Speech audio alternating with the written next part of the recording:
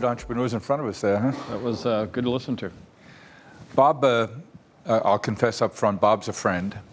And I think the discussion we're about to have will be interesting from this perspective. Bob is a practitioner of all the things we've been talking about the last few days. Bob's been in banking his whole career. He was an investment banker. He ran one of the largest banks in the world at Barclays. In investment banking, he worked at Credit Suisse, which has been in the news a lot in the last 7 or 8 months. He had a career at Morgan Stanley, then ran Barclays in the UK and around the world. And most recently, in the past 8 or 9 years, created a shop called Atlas Merchant Capital, which is a private equity investment platform, and focused primarily on financial services, where Bob and his team have their expertise. But you'll see from the conversation we're having that he's been very conscious of technology, its impact on the businesses he's been in, and now the businesses he and his team are investing in. And Bob, maybe you could start with Bob and I get to do a quarterly financial assessment show under the auspices of Atlas Merchant Capital, and it includes the smart guy we know, who's Larry Cantor, who's been Bob's chief economist for a long time at Barclays and now at Atlas Merchant Capital. Bob, give us a little assessment of where we are. You know, over the last couple of days here, Bob, we've heard about all the promise of AI and how the tech industry is booming still, but the whole world is not booming. And I think there's a real risk here in the U.S. that we really have two economies going on. Yeah. Step back, if you would, Bob, and share with us what you think is going on in the global economy, which you know better than anybody, and then in particular what's going on in the U.S. Well, let's start here. I think with the U.S., if we go back, to the shock of COVID, not that many years ago, I think, our regulators and our government started off by playing an absolute blinder. The fiscal stimulus, the monetary stimulus, the dip in the, I don't know if you remember, but that initial drop in the equity markets was vicious. But what many people forget is that unemployment went to 14.7% in the first half of 2020 before that stimulus came in. I didn't remember that. Isn't this something? Yeah. We kind of forget, 14.7% in the first couple of months. So I think after that, the regulators kind of have had a few whiffs. I think they probably overstimulated. We've seen the impact of that on inflation. I think the Fed waited way too long to take action and reduce their acquiring. No, in the beginning you said they saved the world. They played a blinder. Yeah. But probably overstimulated a bit and then waited too long, so inflation was already above 9% when they kind of took action. But where they are today, I think the Fed would be pretty pleased. You have 550 basis point rate increase, which is absolutely unprecedented in the history of this economy. And yet our economy is growing, and both the stock and the bond markets are pretty much in balance. Yep.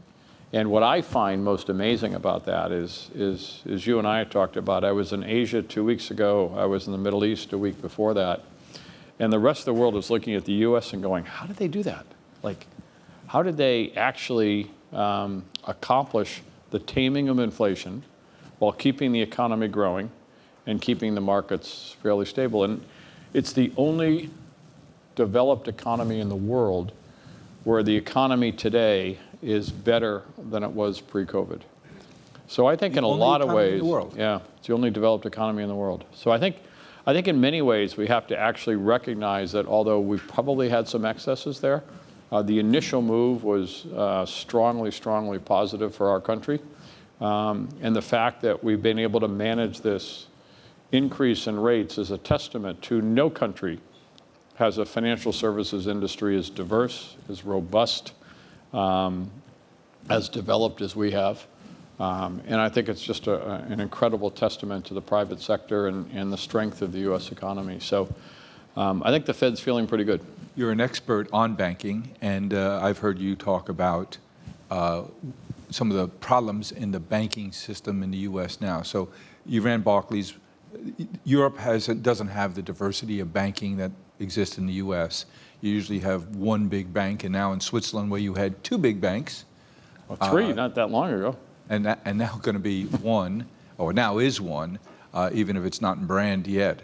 A small trivia bit, there's a fellow who runs UBS. He's the chairman at UBS, and he's charged with pulling these two enormous institutions together to save, in my opinion, not only Swiss banking, Switzerland as a country, and perhaps the whole Western banking system. His name is Colm Kelleher, a good fellow who hails from Ireland. He's one of 9 children, and Bob hired Colm, his first job on Wall Street back about more than a year ago. More than a year ago, as it was. So it's your training is saving the whole That's my financial story. world. You're sticking That's to my it. story. But talk to us about, when you ran Barclays. Barclays does not have a robust, UK does not have a robust network of banks that we do here. We've just gone through a year of some tumult in the regional banking world. And you were highly critical on the air about Silicon Valley Bank and how the Fed impacted them and caused that bank to fail, First Republic to fail. Is that over, Bob? So, no. But I think it's going to be very different going forward. I think the rescue of SVB over the weekend and then the rescue of First Republic, I think those incidents are behind us. And I think, well, let's step back. What was the cause of that? It wasn't the rise in interest rates. It was probably the most well-advertised rise in interest rates that we've ever had, right? Anyone that didn't know rates were going up. But as a layman, they did the unthinkable. They bought treasuries. What's safer? What was the mistake? Well, I've gotten to know SVB very, very well, and First Republic was our bank. And they were both really, really high-performing banks, unbelievably well run, with one exception. And you can't excuse that. Ultimately, it's the board and the management. At SVB, they had an influx of $200 billion in deposits because of COVID and zero interest rates. And they should know that they were transitory. They weren't going to last. And they went out and bought 10-year treasuries at, around 1%. It was a terrible error. So they mismatched their liabilities? Yeah. And it was seen. I mean, many people saw it in the annual reports. The San Francisco Fed saw it. So there was some, I think. What could they have done? Not take the money? No, they could have left it, in deposits. Oh, I see. Just very, very short term. Yep. They went long duration. But this was true in the whole banking industry, because if you take the banking industry in the quarter before last and mark to market the treasury portfolios, deposits versus what they're holding against the deposits, Bank of America had a $100 billion loss. It just doesn't get reported, and the banking system had $600 billion. So SVB was not alone. At any rate, what we've seen is a strong shift of deposits to the big 4 banks. JP Morgan now has 10% of the deposits in our country. And I think one of the things that makes our economy so strong is that we have thousands of banks. It happens to be 4,500 now. And I think that will reduce over this period of time. But I think it's really, really important that we recognize that, the deposit insurance program that's funded by the banks, not by the government, allows community banks, regional banks, and I know we're a small company. We're so much better served by these regional and community banks. Yep. And we aren't an important customer to the larger banks. And so we have a huge to our advantage. economy, Very we have a important mix economy. of different banking capabilities. The Wells Fargo's, JP Morgan's, Bank of America, good money center, global banks. But community banks are really rooted in the community. Yeah. And they do a higher percentage of lending, and they have a much different service mentality with small businesses and individuals. So I think that we're going to be fine. I think we're going to go through a period of consolidation. Jimmy, I'm not speaking out of school to say we think this is a huge opportunity, and we're trying to raise a fund now that can focus just on regional and community banks. The theory being, let's put capital into the strongest so they can help acquire and maybe prop up some of the weakers. If you're a small community bank today, you have the problem of higher rates is going to cost you money in the near term. You have a higher percentage of loans, which means you have commercial real estate, which is not going to be rallying right now, although I think it's overstated how negative it is. And then third, because we've had these failures, you know what happens, the regulators, more compliance, more regulation. Expense. And that increased expense, the smaller the bank, the bigger the impact. So we will have some very, very important good community banks and smaller regional banks where their cost-income ratio is going to bring their return on equity down to pretty close to zero. But you see an opportunity there. I think is a good opportunity. I think we'll see consolidation. If I had to guess, if there's 4,500 banks today, I think 3 or 4 years from now, maybe we'll have 3,000 plus or minus 500. And I think Bob, what would that have been 15 years ago? Before the savings and loan crisis, about 7,000 or 8,000. Wow. So there's been a lot of consolidation. Yeah. Yeah.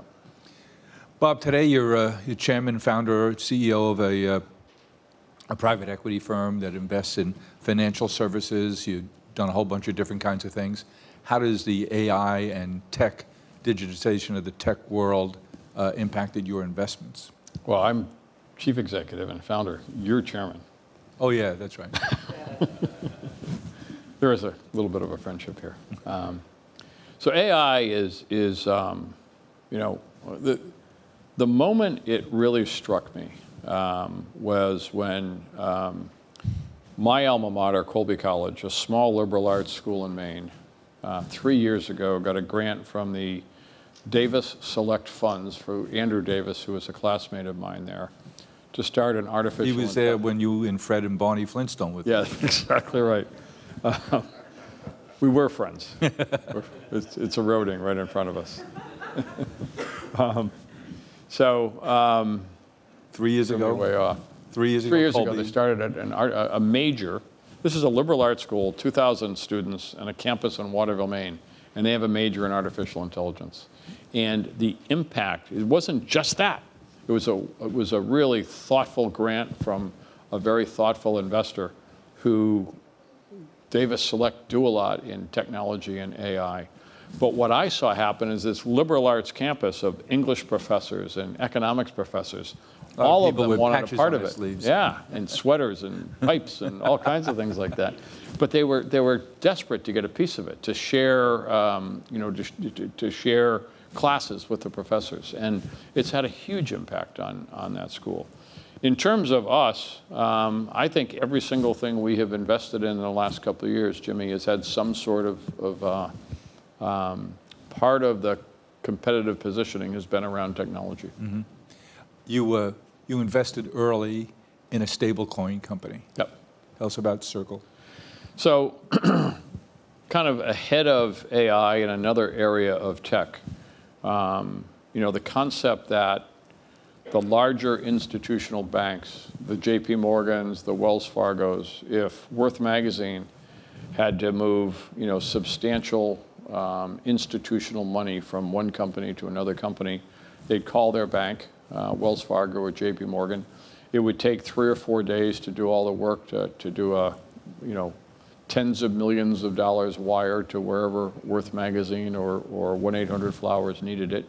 And then there's quite a hefty fee for that of a couple of points. Mm-hmm. And what Circle believes is with blockchain technology and with the internet, that those kinds of transactions can move instantaneously, 24/7. So whenever you want it, at that moment, and anytime, 7 days a week, 24 hours a day, and the cost comes down dramatically. In any currency? Well, they're focused right now on the dollar. Uh-huh. They want to be very focused on the Sing dollar, the euro and sterling. They have activity around, but their primary focus and the 26 billion of outstanding stable coins are in dollars.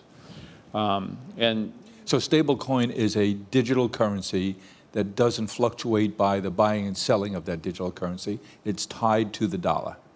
It is a digital version of the dollar. They're not creating money. Yep. They hold $1 in an account for every stable coin they issue. Uh-huh.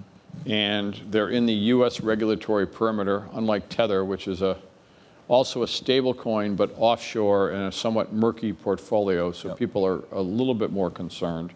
And all of those reserves are held within BlackRock in a money market of one, so they have access to the Fed window. I see. So it's very safe. Yep. And I think for anyone here to think that we are not eventually going to have a digital version of the dollar, it's unthinkable in the technology that we've had. There's a whole other session on the consequences of that we won't get into, but you're up and down the stack, so you're investing in companies. Most of them have a consideration of what AI impact will be on them for you to bet on them as longer-term good investments. But you've also just making an investment now in a company that's at the other end of that pipe, which is manufacturing chips. Yep. Tell us about that. So we just announced that we are merging. We're doing a de-SPAC and taking public a company called GCT. GCT is based in Korea. It is a leader in the development of 5G technology and a producer of semiconductors or chips. Mm-hmm. What we love about this is obviously 5G is coming quickly. Semiconductor production capability is needed. The leading producer in Taiwan has all kinds of geopolitical overtones with the tensions with China. And for Korea, which does not have those, to have both the 5G capability and the semiconductor production capability means that their key clients, their most important clients right now, are the tier one AT&T, Sprint, the tier one carriers in the US. The tier one carriers are all moving toward 5G. None of them have the capability to produce chips. So we think the marriage of this will be very good, and it's one of the most exciting investments that we've made. Early days, but you like to get a company that is got a competitive edge in terms of their position in the market, that has strong leadership, that is profitable, and there's growth opportunities. And this one ticks all those boxes, so pretty excited. And you're also the father of a gal who's well known to some people in the audience, who's a pretty talented entrepreneur. Tell us how Nell is doing. Nell is doing very well. For those of you that don't know my daughter, I've been asked twice today if I'm Nell's father. And, I remember when you were Bob Diamond. I remember when now you're Nell's dad. I remember when people asked Nell if I was her dad, but it's now, are you Nell's dad? Or sometimes, are you Henry's grandfather? But Nell started so was an English literature major in college. Went to the Yale School of Management with a good friend of both Jim's and mine, Jeff Sonnenfeld, the Associate Dean of the Yale School of Management. And they have a program in the second year for entrepreneurship, unlike some of the other Masters of Business programs. It's very entrepreneurial focused. And she started a firm. She developed the business plan during her second year. It's called Hill House Home, if you want to look on the website. But it started out with a better way to have absolutely high-quality sheets, towels, everything for your home, but online and at a reasonable cost. And she developed into what was her dream from the beginning, which is women's fashion. She loves dresses, and she developed the nap dress. Luckily, sometimes things get comfortable. The nap dress was almost made for COVID. But it had nothing to do with COVID, so it was in production a few months ahead of COVID, and the business just took off. So. That was an amazing bit of luck for her, but I remember her telling me about a nap dress. I'm thinking, what the heck is a nap dress? Yeah. What a big hit. So she's made lemonade out of lemons with the COVID experience. She's built a very successful business. She has a pretty terrific dad, and I'm glad I got to introduce you to our community today, Bob. Thank you. Right. It's good to be here. Thank you, folks. Thank you, Jim.